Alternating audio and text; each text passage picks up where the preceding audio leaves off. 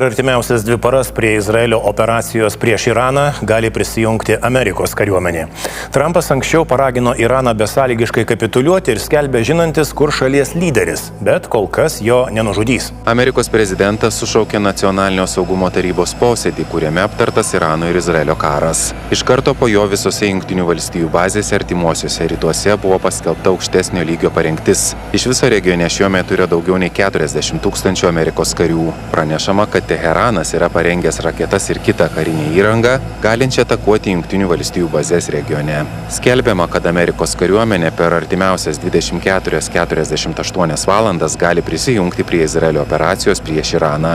Donaldas Trumpas anksčiau paragino Iraną besąlygiškai kapituliuoti ir teigė žinantis, kur yra šalies lyderis, bet kol kas jo nenužudys.